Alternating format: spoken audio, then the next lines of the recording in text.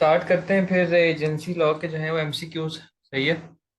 पहला क्वेश्चन है, the purpose of an agency relationship is to form a business contract between which of the following parties. Agency relationship का क्या मकसद होता है कि किन दो पार्टीज के दरमियान कॉन्ट्रैक्ट को बनाना। तो कॉन्ट्रैक्ट जो है वो हमेशा किन दो पार्टीज के दरमियान होता है, प्रिंसिपल और थर्ड पार्टी के दरमियान। तो एजेंट जो है वो just an as an agent act कर रहा होता है on the behalf of principal. जो कॉन्ट्रैक्ट हो रहा होता है वो प्रिंसिपल और थर्ड पार्टी के दरमियान हो रहा होता है। उसके बाद है, in order to form an agency relationship by express agreement what form should the agreement take. अगर आप एजेंसी रिलेशनशिप को एक्सप्रेस एग्रीमेंट के थ्रू कायम करना चाहते हैं, ठीक है, तो किस फॉर्म में आप कायम कर सकते हैं। तो एक्सप्रेस एग्रीमेंट जो है बेसिकली क्या होता है, इधर ओरल और रिटन एग्रीमेंट होता है, उसको आप एक्सप्रेस एग्रीमेंट कहते हो। इम्प्लाइड एग्रीमेंट होता है, इम्प्लाइड बाय द पोजीशन। दो तरह के एग्रीमेंट हमने क्लास में डिस्कस किए थे। एक्सप्रेस एग्रीमेंट का मतलब ये होता है कि आप एक्सप्रेसली एग्री कर लो कि वो बंदा मेरा एजेंट है, चाहे ओरल चाहे रिटन, ठीक है। जबकि इम्प्लाइड का मतलब ये होता है कि उसकी पोजीशन से ये इम्प्लाई हो रहा होता है कि वो जो है वो एजेंट है। तो ऑप्शन सी इसका आंसर होगा। इसके बाद, होल्डिंग आउट इज अ की element of which form of agency. तो एजेंसी बाय स्टॉपल में हमने कहा था कि पेरेंट्स जो प्रिंसिपल होता है, सॉरी, वो ये होल्ड आउट करता है, ठीक है, कि यार ये बंदा मेरा एजेंट है।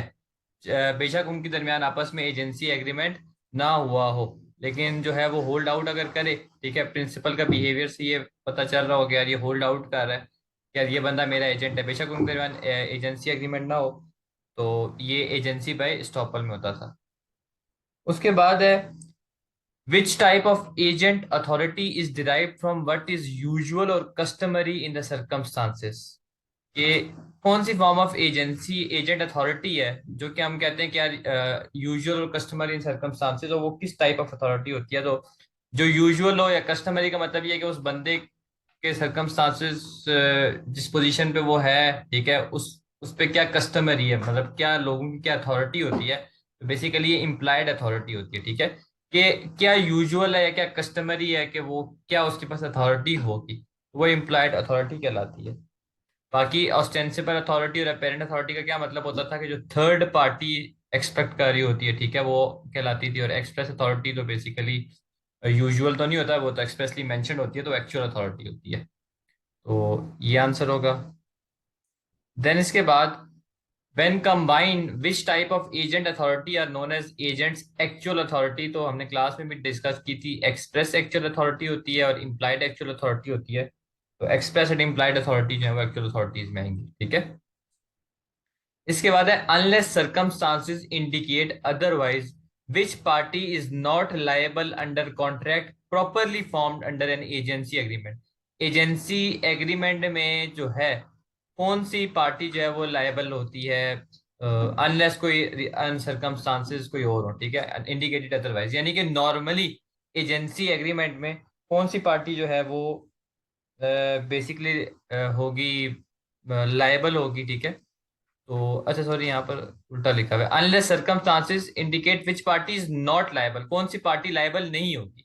अगर यानी कि जनरल रूल क्या है कि कौन सी पार्टी लायबल नहीं होगी, तो ऑब्वियसली एजेंट लायबल नहीं होगा, क्योंकि कॉन्ट्रैक्ट किसके दरमियान हुआ है, प्रिंसिपल और थर्ड पार्टी के दरमियान।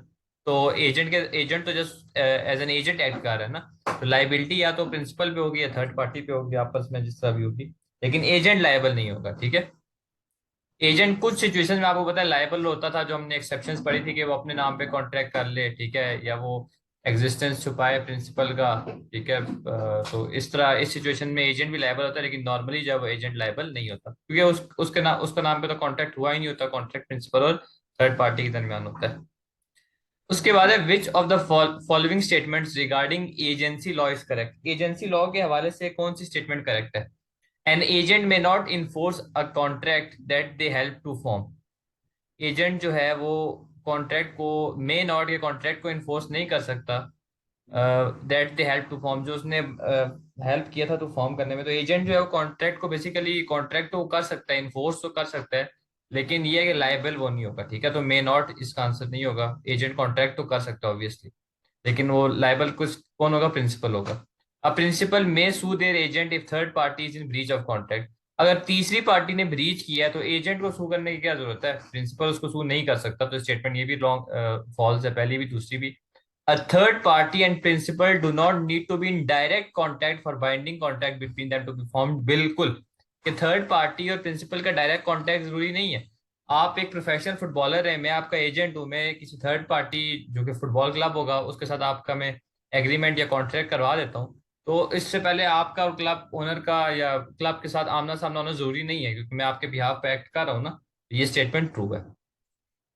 उसके बाद है विच टाइप ऑफ। ये ऊपर के दो स्टेटमेंट जिसमें समझ नहीं आया मुझे, अच्छा, 12.7। जो सेकंड स्टेटमेंट है ना, उसमें वो तो बोल रहा है कि a principal may sue their agent if third party is in breach of contract. तो प्रिंसिपल एजेंट को कैसे सू करेगा? अगर थर्ड पार्टी जो है वो कॉन्ट्रैक्ट को ब्रीच कर रही है, थर्ड पार्टी तोड़ रही है, तो एजेंट को क्यों सू करेगा? थर्ड पार्टी को सू करेगा ना। सही है, ये क्लियर है सेकंड। जी जी। बाकी वो कह रहे हैं an agent may not enforce a contract that they help to form. कि एजेंट जो है जो कॉन्ट्रैक्ट है उसको इन्फोर्स नहीं कर सकता जो उसने बनाया है। तो इन्फोर्सेबल तो है ना, एजेंट इन्फोर्स तो कर सकता है कॉन्ट्रैक्ट को, ठीक है, उसने प्रिंसिपल के भी आप पे किया है। सही है, तो इन्होंने गलत लिखा हुआ है ये। सेकंड, फर्स्ट और सेकंड स्टेटमेंट गलत है, थर्ड जो है बिल्कुल करेक्ट है कि थर्ड पार्टी और प्रिंसिपल का आमना सामना या डायरेक्ट कॉन्टैक्ट जरूरी नहीं है कॉन्ट्रैक्ट के लिए, एजेंट के भी आप पे काम करेगा। ठीक है, क्लियर है। जी जी। सही है। बाकी कौन से type of which type of an agent runs N accountancy practice. तो बेसिकली डायरेक्टर और अकाउंटेंसी प्रैक्टिस जो है, अकाउंटेंसी फर्म्स जो होती हैं वो पार्टनर होता है। बेसिकली पार्टनर जो है अकाउंटेंसी फर्म का एज एन एजेंट एक्ट करता है। ठीक है, अकाउंटेंसी प्रैक्टिस में जो है पार्टनर जो है वो आपका एजेंट होता है, या किसी भी पार्टनरशिप हो उसमें पार्टनर आपका एजेंट होता है। प्रोमोटर तो खैर नहीं होगा, प्रोमोटर तो जो कंपनी को बनाने से पहले उसकी जो चीज़ें होती है उसको पूरा फुलफिल करता है, डॉक्यूमेंट्स वगैरह को, रिक्वायरमेंट को। कंपनी डायरेक्टर तो ऑब्वियसली नहीं होगा। अकाउंटेंसी प्रैक्टिस है, अकाउंटेंसी फर्म है, तो जो उसका पार्टनर होगा ना वो उसका एजेंट होगा। फिर है ये वाला। जी जी। फिर है which of the following statements concerning a principal ratifying a contract form by an agent is correct. इसमें से कौन सी स्टेटमेंट जो है वो करेक्ट है इस चीज के हवाले से कि प्रिंसिपल ने रेटिफाई कर दिया कॉन्ट्रैक्ट। ठीक है, रेटिफाई का मतलब ये है कि अप्रूव कर दिया, वैलिडेट कर दिया कॉन्ट्रैक्ट को। ठीक है, अब वो कह रहे the principal need not have existed when the contract was made. ठीक है, प्रिंसिपल जो है इसमें, ठीक है, the principal need not have existed when the contract was made, the principal need not have had legal capacity the contract was made, the principal must communicate the ratification contract later to that party at least half। ठीक है, अब वो कह रहा है इनमें से कौन सी स्टेटमेंट जो है वो करेक्ट है बेसिकली। तो पहली स्टेटमेंट उसने लिखी है कि principal need not have existing when contract was made. ये स्टेटमेंट फॉल्स है। एजेंसी बाय रेटिफिकेशन में हमने पढ़ा था कि कुछ कंडीशंस होती हैं रेटिफिकेशन की, और उसमें एक कंडीशन ये थी कि प्रिंसिपल का एग्जिस्टेंस में होना जरूरी है।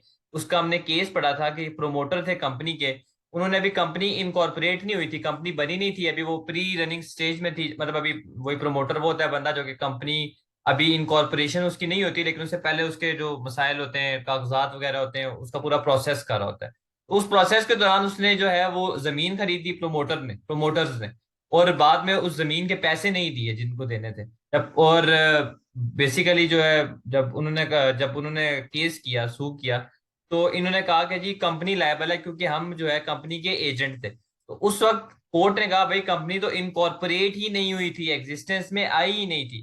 तो ये जो पहली स्टेटमेंट है फॉल्स है कि प्रिंसिपल का एग्जिस्टेंस में होना जरूरी है, वो चीज असल में मौजूद हो।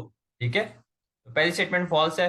The principal need not have had legal capacity when the contract was made. तो प्रिंसिपल की लीगल कैपेसिटी होनी चाहिए कोई ना कोई। ठीक है, ये वही चीजें जो हमने क्लास में डिस्कस की थी जब हम एजेंसी पे रेटिफिकेशन पढ़ रहे थे कि रेटिफिकेशन के लिए ये कंडीशन होना जरूरी है। पहला एग्जिस्टेंस में होना जरूरी है, लीगल कैपेसिटी होना जरूरी है, रीजनेबल टाइम के अंदर रेटिफिकेशन को कम्युनिकेशन करना जरूरी है। ठीक है, तो ये तो गलत होगी। थर्ड है the principal must communicate the ratification of contract clearly to the third party. Yes, principal ने कम्युनिकेट करना है थर्ड पार्टी को रीजनेबल टाइम में। हमने पढ़ा था कि कॉन्ट्रैक्ट को रेटिफाई उसने कर दिया, वैलिडेट कर दिया। ठीक है, ऑप्शन सी जो है वो इसका राइट आंसर होगा। इसके बाद है which two types of agencies are formed without the agent's consent. ठीक है, which two types of agency are formed without agent's consent. कौन सी दो टाइप्स ऑफ एजेंसी हैं जो कि एजेंट्स के कंसेंट के बगैर बनती हैं? ठीक है, तो एक्सप्रेस एग्रीमेंट जो है वो, और रेटिफिकेशन। एक्सप्रेस एग्रीमेंट में तो जाहिर सी बात है एजेंट का कंसेंट होता है, एक्सप्रेसली वो एग्री करते हैं। रेटिफिकेशन में भी जो है रेटिफाई कॉन्ट्रैक्ट तभी होता है जब एजेंट कहता है। एजेंसी बाय स्टॉपल में जो है, इसमें एजेंट कंसेंट का मतलब ये है कि क्या है, एग्रीमेंट जो है वो वैलिडेट है या नहीं, ठीक है, एजेंट से पूछा जाता है या नहीं, सही है। मतलब एजेंट जो है उसको एक्सप्रेसली अथॉरिटी कम्युनिकेट हुई भी है या नहीं। तो basically agency bye express agreement में तो एजेंट का कॉन्सेंट शामिल होता है, क्या एक्सप्रेस एग्रीमेंट हुआ है। इम्प्लाइड एग्रीमेंट में कोई एग्रीमेंट नहीं हुआ होता, जस्ट आप उसकी पोजीशन से ये इम्प्लाई कर रहे होते हो कि यार इसके पास ये अथॉरिटी होगी। तो एक तो एजेंसी बाय इम्प्लाइड एग्रीमेंट हो गया। दूसरा एजेंसी बाय स्टॉपल हो गया, जहां पर प्रिंसिपल जो है वो ये शो ऑफ करता है कि वो बंदा जो है वो मेरा एजेंट है, चाहे वो बंदा उसका एजेंट ना हो। तो इसमें भी जो है विदाउट एजेंट, इसमें भी एजेंट का कंसेंट शामिल नहीं होता बेसिकली, ठीक है। प्रिंसिपल ये शो ऑफ कर रहा होता है कि यार वो बंदा मेरा एजेंट है। तो एजेंसी बाय इम्प्लाइड एग्रीमेंट और एजेंसी बाय स्टॉपल में ये होगा, सही है।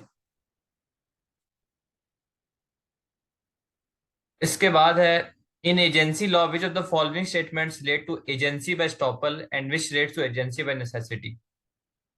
एजेंसी बाय नेसेसिटी का मतलब क्या था कि पार्टी ए जो है वो दूसरे बंदे की प्रॉपर्टी को जो है वो टेक केयर करे, और जो नेसेसरी स्टेप्स हैं इन इमरजेंसी वो ले, अगर वो उसको कांटेक्ट नहीं कर सकता तो ये एजेंट बाय नेसेसिटी हो जाएगा।